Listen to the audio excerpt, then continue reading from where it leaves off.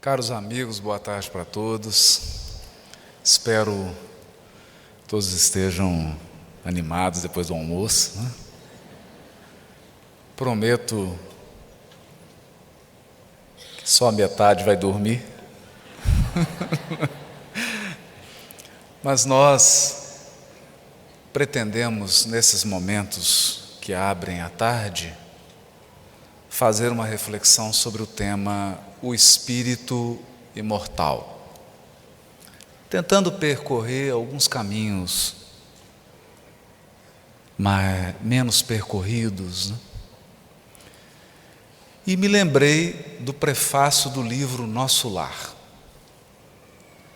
que foi escrito pelo Espírito Emmanuel pelas mãos de Francisco Cândido Xavier. Essa obra se propunha retratar o mundo espiritual em detalhes e trazer para os encarnados notícias mais seguras, mais firmes, quanto ao que nos espera além da morte física. Mas Emmanuel escreve surpreendentemente no prefácio algumas palavras que nós gostaríamos de resgatar. Depois de um tempo no movimento espírita, quando nós permitimos que a doutrina espírita esclareça e console o nosso coração, que ela entre verdadeiramente no imo da nossa alma, parece natural, lógico, raciocinar acerca da sobrevivência da alma após a morte. Porque a experiência vai comprovando através dos dias que nós somos espíritos imortais. No entanto, esse não é o nosso maior desafio. O grandioso desafio é reorganizar os propósitos, realinhar os nossos valores e definir um modo de viver que reflita a nossa certeza na imortalidade da alma. O que equivale a dizer? O mais difícil na vida é viver como um espírito imortal. Porque isso vai requerer de todos nós, inicialmente, levantar o olhar, encarar as circunstâncias e as pessoas de um ângulo diferente de quem acredita que a morte cessa com toda a vida. Isso vai exigir de nós um reposicionamento estratégico perante os relacionamentos, as relações humanas. E, sobretudo, vai exigir de nós um ato de suprema coragem, a capacidade de olhar para nós mesmos, para aquilo que precisa ser refeito, para aquilo que precisa ser reconhecido, pois, como dizia Santo Agostinho, aquilo que não é reconhecido não pode ser salvo. Se nós não mergulhamos nesse processo de autoconfrontação, de exame sincero e corajoso de nós mesmos, das nossas tendências, das nossas inclinações, dos caminhos percorridos, fica difícil reconstruir, recompor o destino, alterar rotas. Essa é então a grande questão.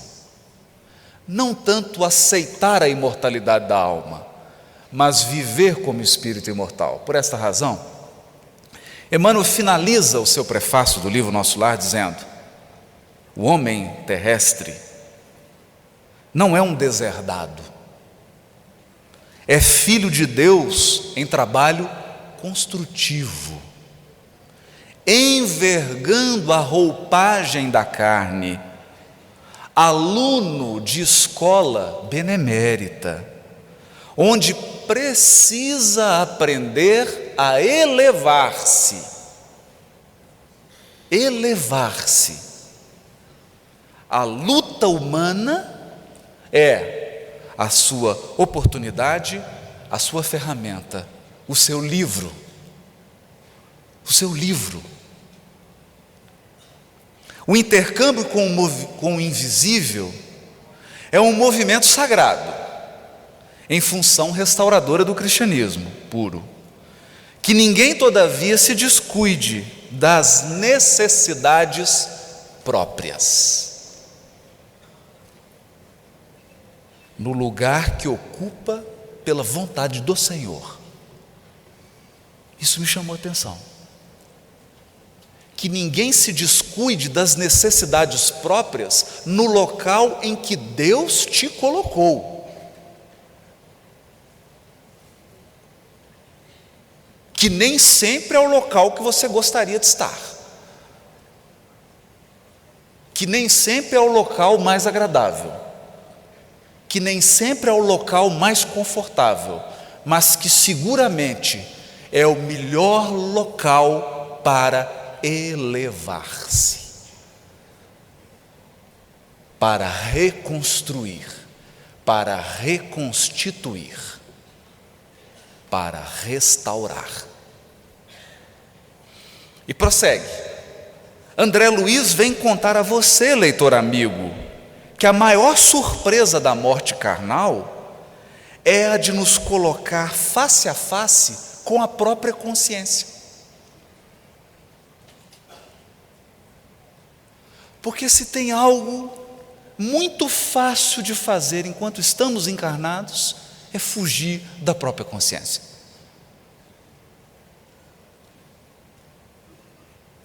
Já que a experiência carnal, encarnar, é poder contar com abrigos da misericórdia, e um deles é o corpo físico. Porque graças a Deus ninguém aqui agora está vendo a cor do meu perispírito, senão não me chamaria para fazer a palestra. Percebe? Eu posso, pelos favores da misericórdia divina, ocultar-me para recompor-me. Eu posso resguardar-me para restaurar.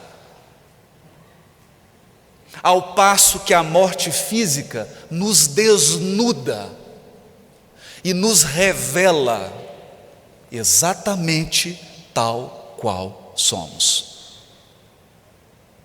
De modo que a maior surpresa da morte física é nos colocar face a face com nós mesmos, com o nosso interior, onde edificamos o céu, estacionamos no purgatório ou nos precipitamos no abismo infernal. Evidentemente, aqui Emmanuel fez um diálogo com a teologia dominante na época. O vocabulário inferno, purgatório, céu. Para dizer que a principal edificação é a interior. Você pode realizar centenas de atividades, você pode erguer dezenas de instituições, você pode estar à frente de inúmeros movimentos, você pode escrever centenas de livros, você pode realizar inúmeros eventos, mas no final o que fica é o que você construiu por dentro. É o que você foi capaz de recolher da essência desse conjunto de atividades. E no final das contas, é a única coisa que você leva.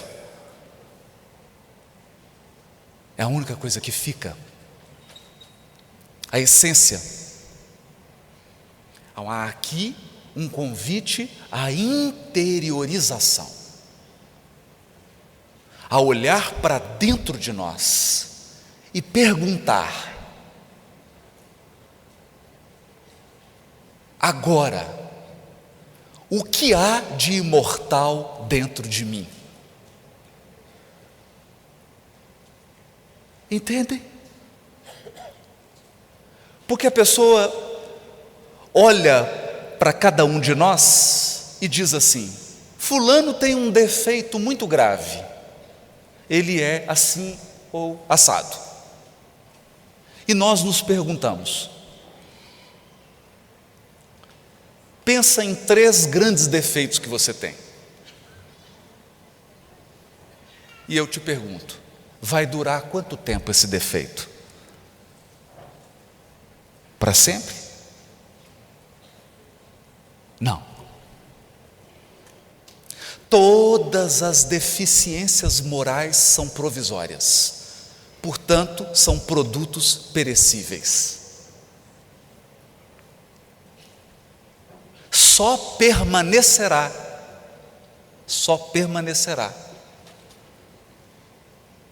aquilo que é condizente com as leis soberanas do Altíssimo, porque nosso destino é a pureza espiritual, a grandeza espiritual. Nós fomos destinados para a liberdade, a felicidade e a pureza espiritual, para a sabedoria e para o amor. Isso permanecerá.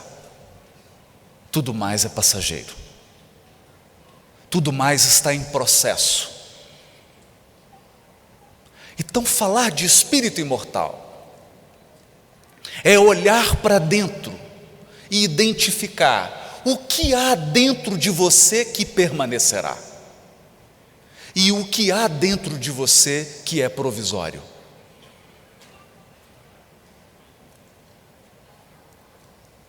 Por uma razão muito simples. Diz uma lenda, eu acho que é lenda, alguns acham que é história, que uma pesquisadora americana visitou uma região onde havia resquícios de uma tribo indígena norte-americana. E ela então encontrou o líder daquela tribo indígena e começou a conversar com ele. E ele mostrava a tribo, mostrava as suas práticas de cura espiritual, etc., sua espiritualidade. E em meio à conversa ele solta uma frase pitoresca. Ele diz assim: dentro de mim há 2 lobos selvagens, fortes. Um é bonzinho, é bom, é carinhoso, é companheiro. O outro é bravo, malvado. E ela achou aquilo interessantíssimo, porque ele falava dessa luta interior já cantada por Paulo de Tarso. O bem que eu quero fazer, esse eu não faço, mas o mal que eu não quero. E ela então lhe fez uma pergunta muito inteligente, porque o índio contou que esses 2 lobos estavam em luta, um contra o outro. E ela perguntou: qual vai vencer? Qual vai sobreviver? E sabe o que ele respondeu? Ele disse: aquele que eu alimentar. Aquele que eu alimentar. Então, falar de espírito imortal é perguntar: se você fizer a viagem mais longa e a mais intensa que pode ser feita, que é a viagem interior, que é a viagem do autoconhecimento, que é a viagem da exploração da intimidade, você vai perceber que algumas coisas vão mudar, que elas são passageiras e que outras são eternas, vão permanecer. Eis então a pergunta: a maneira como você vive hoje está baseada naquela parte que é temporária em você ou na parte que é perene, eterna? As escolhas que você faz na vida hoje são baseadas naquelas características suas que vão durar para sempre ou naquelas que serão revisadas? Em resumo, você vive como alguém que vai morrer ou como alguém que vai viver para sempre? Essa é uma questão profunda. Por isso segue Emmanuel. Vale lembrar que a terra é oficina sagrada e que ninguém a menosprezará sem conhecer o preço do terrível engano a que submeteu o próprio coração.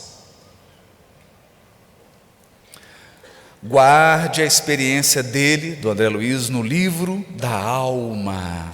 Ela diz bem alto que não basta a criatura pegar-se à existência humana, mas precisa saber aproveitá-la dignamente, que os passos do cristão, em qualquer escola religiosa, devem dirigir-se verdadeiramente ao Cristo, e que, em nosso campo doutrinário, precisamos, em verdade, do Espiritismo e do espiritualismo. Nós precisamos do Espiritismo, precisamos do espiritualismo, é fundamental, mas muito mais de espiritualidade. Porque espiritualidade é o que você recolheu, o que você reteve do Espiritismo. Espiritualidade é o que você fez com a sua vida, é como você vive, é como você se posiciona. É diferente. É diferente. Você pode ter 30 anos de movimento espírita e 6 meses de espiritualidade. Porque a espiritualidade é modo de vida, é o que vibra por dentro. E evidentemente, a frase lapidar, aqui já está na introdução do próprio André Luiz, no início do livro Nosso Lar. Essa frase é incrível e ela resume tudo que eu gostaria de dizer agora. Eu não tenho mais nada a dizer, eu só vou comentar. Ele diz assim: uma existência, um ato, um corpo, uma veste, um século, um dia, um serviço, uma experiência, um triunfo, uma aquisição, uma morte, um sopro renovador. Quantas existências, quantos corpos, quantos séculos, quantos serviços, quantos triunfos, quantas mortes necessitamos ainda?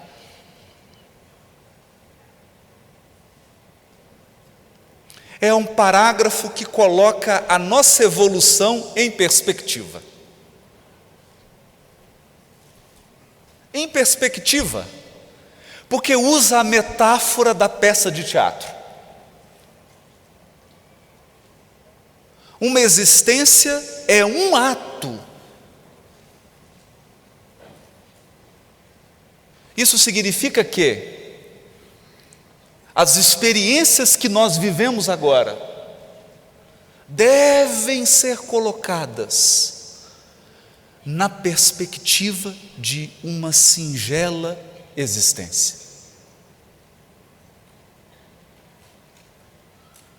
Para que os problemas reduzam e para que as vitórias sejam vistas com mais humildade. É uma vida só, uma singela vida. É um ato de uma grandiosa peça, que é o conjunto das nossas existências. São circunstâncias temporárias, portanto, tudo vai se renovar, tudo vai se refazer, tudo será transformado para melhor, se permitirmos que Deus atue. Ou tudo pode degenerar, tudo pode apodrecer, se nós permitirmos que o monstro da autossuficiência absoluta passe a governar nossa vida e excluirmos Deus do nosso destino. Eis o ponto. Por essa razão, há um caso que me ocorreu quando o Chico fez 65 anos de mediunidade. Ele fica feliz, porque está comemorando, afinal de contas, 65 anos de trabalho mediúnico, 65 anos de luta, 65 anos de perseguição espiritual e tudo mais que acompanha uma mediunidade missionária. Ele, meio que aliviado, pergunta para Emmanuel, para Jesus, o que são 65 anos de mediunidade? O Emmanuel respondeu para ele: 6 segundos.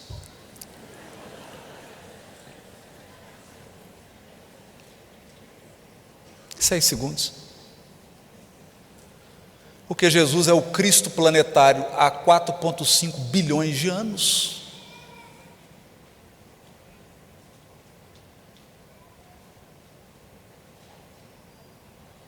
Tem bastante tempo, né? Tem bastante tempo. Então é importante colocar nessa perspectiva. Um século é um dia. É um dia. Isso nos traz humildade e nos traz também consolo, porque podemos ter a certeza que algumas coisas não poderão ser feitas nesse século. Terão de aguardar o século futuro. Um serviço é uma experiência. A profissão que você exerce, o cargo que você ocupa, a atividade que desenvolve, é uma experiência. Ela vai enriquecer, vai trazer um patrimônio espiritual, mas vai passar. Vai passar. E um triunfo que nós comemoramos como se fosse um troféu é uma aquisição. Uma aquisição. E uma morte, um sopro renovador. Porque a vida, queiramos ou não, sempre se renova. Sempre se renova. É nesse espírito, é com essa postura que nós gostaríamos de refletir sobre o espírito imortal. E o primeiro ponto dessa reflexão, quando a doutrina espírita nos fala, nos explica, desce em detalhes sobre a reencarnação, ela não pretende apenas aguçar a nossa curiosidade. O que a doutrina espírita pretende é alterar nosso modo de pensar, para que nós possamos concluir juntos com Allan Kardec que as existências são solidárias. Há uma solidariedade entre as existências.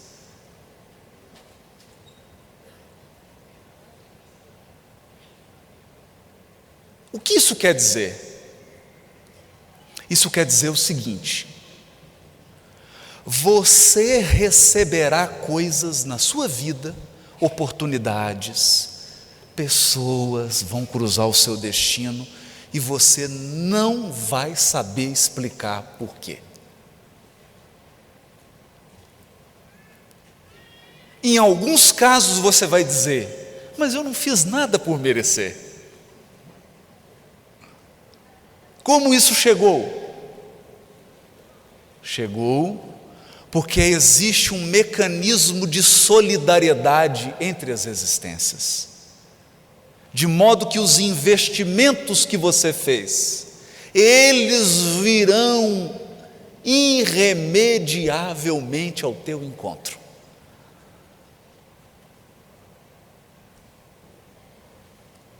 Virão. De outro lado, todos nós viveremos provações, privações e surpresas, a princípio desagradáveis, que nos levará a pensar: mas o que eu fiz para merecer? Por quê? E a gente pensa sempre assim, né? Por que comigo? Não é? Porque ele fala assim: o carro bateu, estragou, mas por que comigo? Por que não foi com a Marinei, né? Por que foi comigo? Podia ser com ela.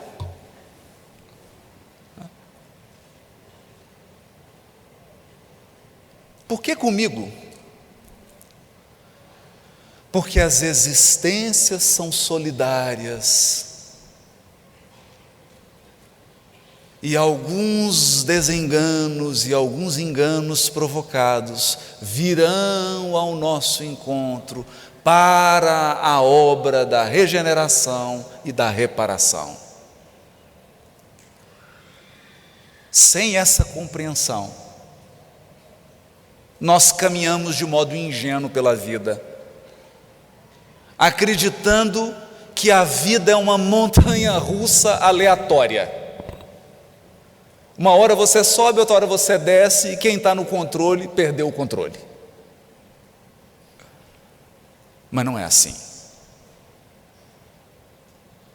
De modo nenhum é assim. Com esse exemplo, nós já percebemos que o difícil não é aceitar a imortalidade da alma. O difícil é viver como um imortal.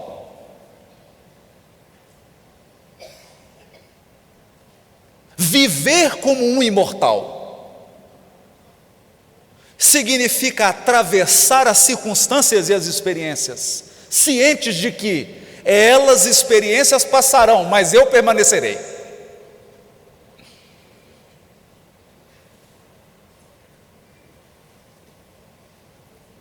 A dificuldade vai passar, mas eu vou ficar. O êxito vai passar, mas eu vou permanecer.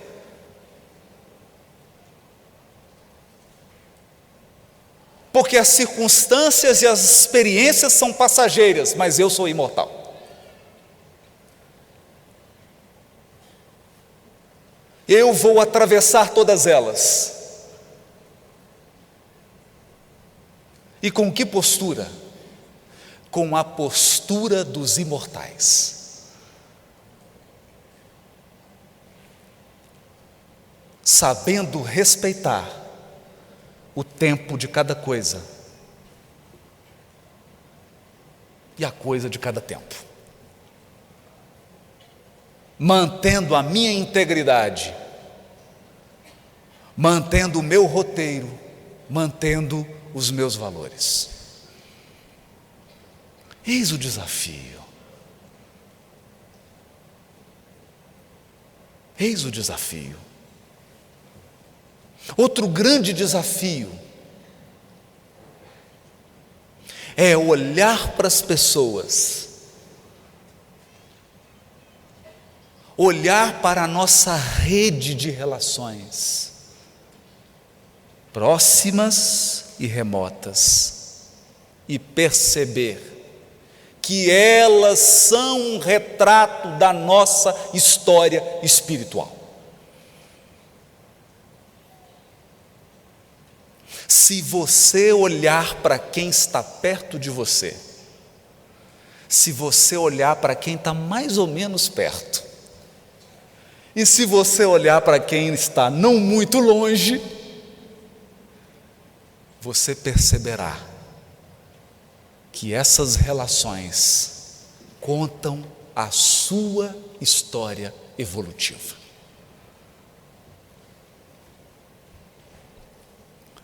São as mesmas pessoas que ao longo dos séculos escreveram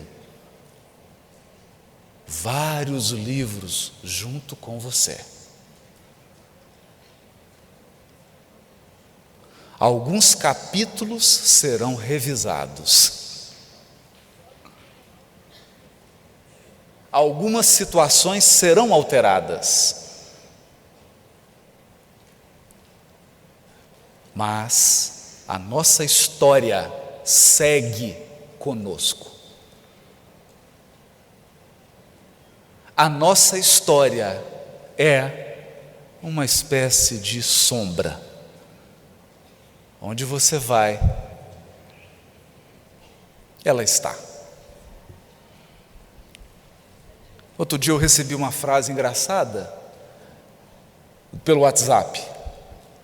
A frase dizia assim: durante muito tempo eu tentei fugir de mim mesmo, mas aonde eu ia, eu estava.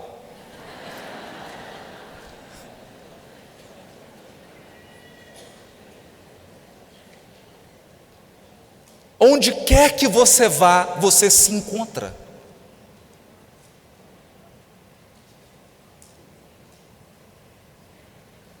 Você conhece pessoas e acha que são novas, mas elas são as novas velhas pessoas. Você entra em ambientes que acredita que são novos, mas eles são os novos velhos ambientes. Você se envolve em experiências que acha que são novas, mas não são tão novas assim. Elas trazem uma parte do novo, uma proposta de mudança, um potencial de renovação, mas uma marca do que já foi feito, do que já foi construído. E viver como um espírito imortal é, antes de tudo, aceitar isso. Aceita.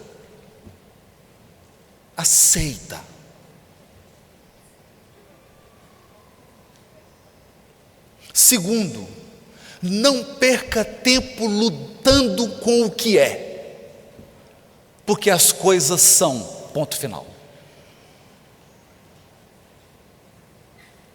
Invista a sua energia em recuperar, em renovar, em restaurar. Segundo, hoje eu ganhei meu dia,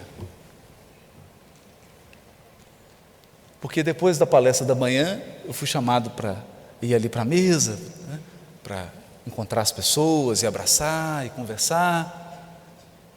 E chegou uma senhora e disse assim: meu Deus, mas um jovem, né? E eu já caminhando para os 45, recebi um elogio desse, eu me senti tão bem, né? Puxa vida, um jovem de 45, né? Ganhei o dia. Mas eu queria dizer uma coisa. Se você pretende viver como um espírito imortal, quando encontrar alguém, feche os olhos.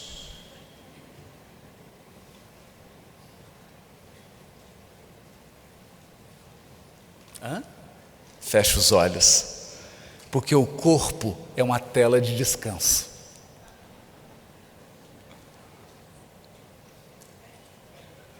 O corpo é uma cortina.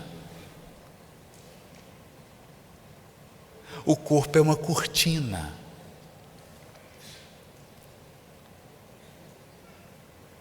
Você olha para alguém e fala assim: ah, que criancinha bonitinha. Sabe de nada, inocente. Você não sabe o espírito que está ali. Não sabe a bagagem dele. Você não está considerando. Não está considerando a bagagem. Eu me recordo de uma cena inusitada. Eu estava com um amigo pianista italiano, veio morar no Brasil, casou com uma brasileira, dá aula de piano, um músico de primeira, Turi Colura, grande amigo. Estudou, meu Deus, estudou em Milão, a vida inteira, tocando, estudando. E um dia, nós estávamos lá em casa, e ele, italiano, fez uma massa, e nós fomos assistir um vídeo, um menininho oriental, de 4 anos de idade, senta ao piano e começa a tocar.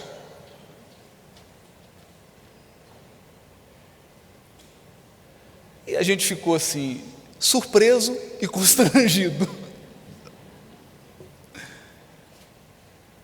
E ele olhou para o menino e falou: isso é uma covardia. Isso é uma covardia. Não é possível esse menino ter a técnica de piano que ele tem. Eu falei: é possível, é claro que é possível. Você está olhando para o quê? Para a tela de descanso? Você está olhando para o corpo? Para o invólucro? Ou você está olhando para o espírito imortal? Para onde você está olhando? Então você está aí com seu filho, com a sua filha, com seu neto, com a sua neta, com seu sobrinho, com a sua sobrinha. Você está olhando para onde? Para o corpinho? Ou para a alma? Rica de experiências, de valores, de história, de memória, de emoções, de equívocos, de acertos, de sucessos, de fracassos, clamando por uma oportunidade de refazer e de renovar, de prosseguir.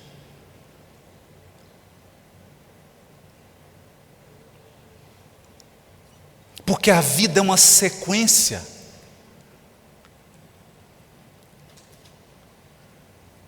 Tudo que você tem de aquisição está com você. Está com você.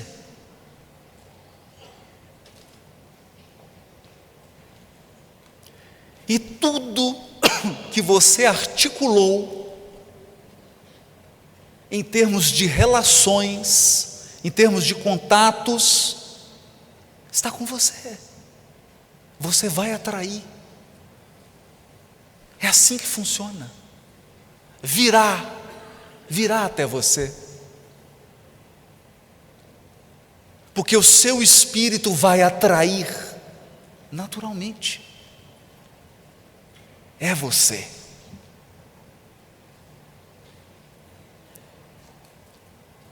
É importante pensar desse modo, porque nós temos percebido em nós e em muitos companheiros espíritas uma tendência. Nós acreditamos na imortalidade da alma, mas às vezes vivemos como materialistas.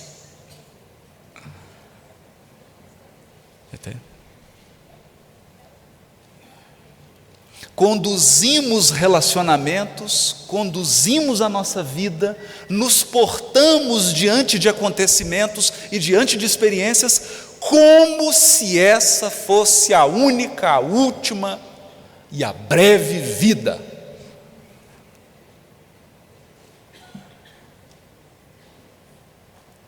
Isso desloca a nossa percepção, desfoca, torna tudo nublado, e aquilo que era um problema pequeno se transforma num gigantesco problema,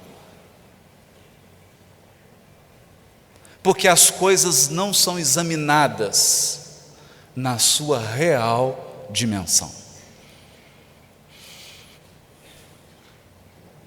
Na sua real dimensão. Eu me lembro aqui ainda, no ano passado, eu me lembro do ano passado, foi em Goiânia, o Congresso Médico Espírita. E um dos amigos falava, o Décio, e depois ele repetiu essa fala no nosso encontro do ser, o vir a ser, e ele nos contou como trabalha com oncologia, né? É um oncologista. Ele falava das experiências de quem estava assim à beira da desencarnação em função do câncer. E ele disse uma coisa muito interessante, que ele já presenciou ao longo da sua experiência profissional várias pessoas que estão fisicamente bem, mas doentes, e várias pessoas que estão doentes, mas com saúde. E que muitas vezes ele assinou o documento médico do óbito e disse assim: assinei com gosto. Calma, ele não é nenhum sádico. Ele assinou com gosto porque ele dizia assim: esse paciente morreu com saúde, morreu curado. Por quê? Porque o corpo não resistiu ao intenso processo de purificação exigido pelo espírito, mas o espírito se purificou.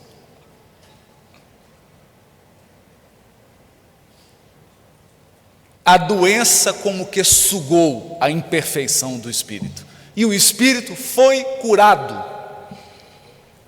Ele foi embora, mas limpo, livre, leve e solto. E o corpo ficou. Porque, afinal de contas, todo o corpo vai ficar.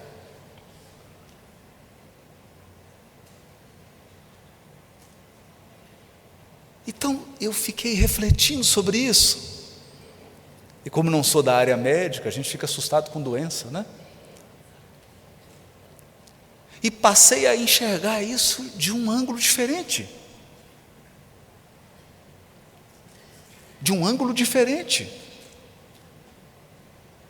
O corpo se vai, o corpo sofre, ele suga, ele é a esponja que absorve as imperfeições do espírito, mas o espírito vai, o espírito se liberta, porque afinal ele é o imortal. Viver assim é mais gratificante. É mais gratificante. Outra questão fundamental: viver como um espírito imortal é posicionar-se no presente, que é a coisa mais difícil do mundo. Sabe por quê? O passado é tão impertinente que ele não sabe o seu lugar, ele está sempre presente. E se deixar, nós vivemos do passado. E o futuro é tão promissor que, se deixar, nós focamos nele e perdemos as referências. De modo que a coisa mais difícil é viver o agora.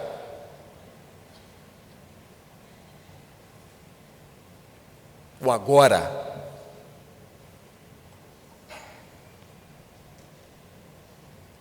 Porque é o único lugar que o espírito imortal pode viver, o agora.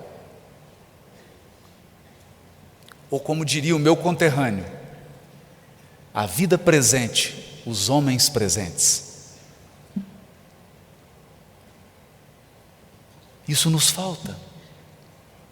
Nós vivemos hoje num tempo de transição e numa sociedade em que você é desestimulado a viver o agora.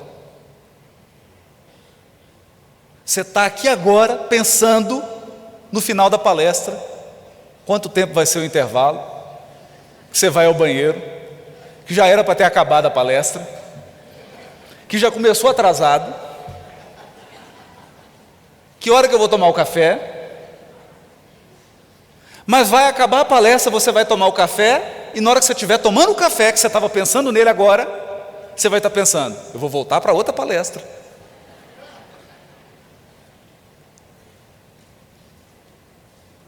Então as pessoas falam com você, mas você não está ouvindo, porque você está pensando no que vai ser dito, não no que está sendo dito. Então as pessoas te abraçam, mas você não sente, porque você está pensando no abraço que vai ser dado, não no que você está recebendo agora.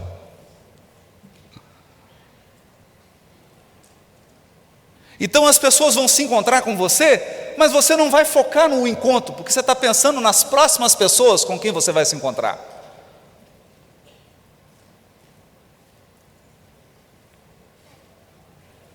E no próximo livro que você vai ler.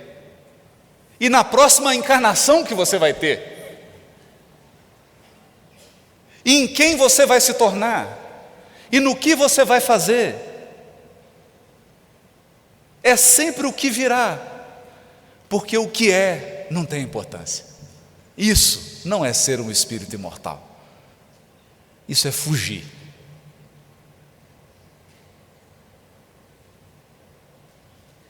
Ser um espírito imortal é perceber que as oportunidades são singulares, elas são únicas.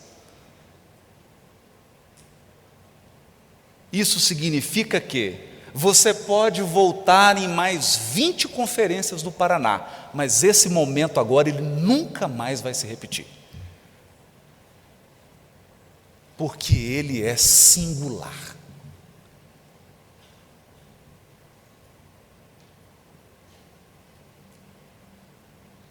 Ele foi feito para o agora. Agora é o nosso lugar.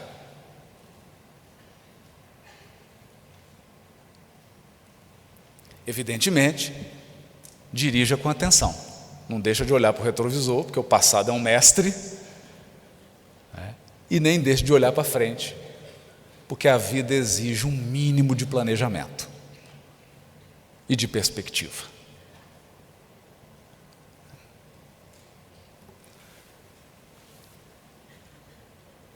E eu me lembrei de uma mensagem de Emmanuel, vou tirar aqui para eu conseguir ler.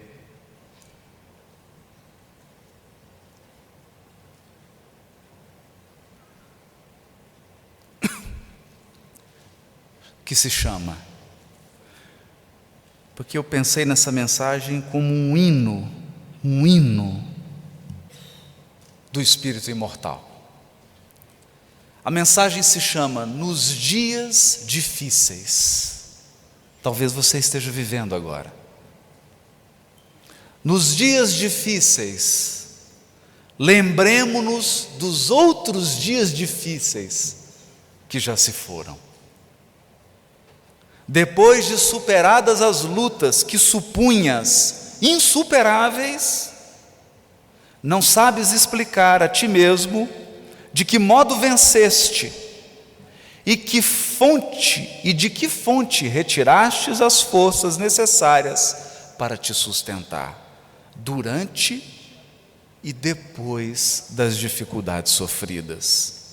Viste a doença no ente amado assumir gravidade estranha, e sem que lograsses penetrar o fenômeno em todos os seus detalhes, surgiram a medicação e a providência ideais que os livraram da morte. Experimentaste a visita do desânimo à frente dos obstáculos que se agravaram, mas sem que te desses contas do amparo recebido, deixaste o desalento das trevas e regressaste à luz da esperança. Crises dos sentimentos que pareciam invencíveis pelo teor de angústia com que te alcançaram a alma, desapareceram como que por encanto, sem que conseguisses definir a intervenção libertadora que te restituiu a tranquilidade. Sofreste a ausência de seres imensamente queridos, chamados pela desencarnação para tarefas inadiáveis em outras faixas de experiência. No entanto, sem que despendesseis qualquer esforço, outras almas abençoadas apareceram, nutrindo-te o coração com edificante apoio afetivo. Tudo isso, entretanto, aconteceu porque persististe na fé, aguardando e confiando, trabalhando e servindo, sem te entregares à deserção ou à derrota, ofertando ensejo à bondade de Deus para que ela agisse em teu benefício. Nas dificuldades em andamento, consideremos as dificuldades já vividas e compreenderemos que Deus, cujo infinito amor nos sustentou ontem, nos sustentará também hoje e nos sustentará amanhã. Para isso, porém, é preciso fidelidade no cumprimento de nossas obrigações, de vez que a paciência no centro delas é dom. A paciência no centro do cumprimento das nossas obrigações é dom. O dom de esperar por Deus, cooperando com Deus, mas sem atrapalhar. Muito obrigado.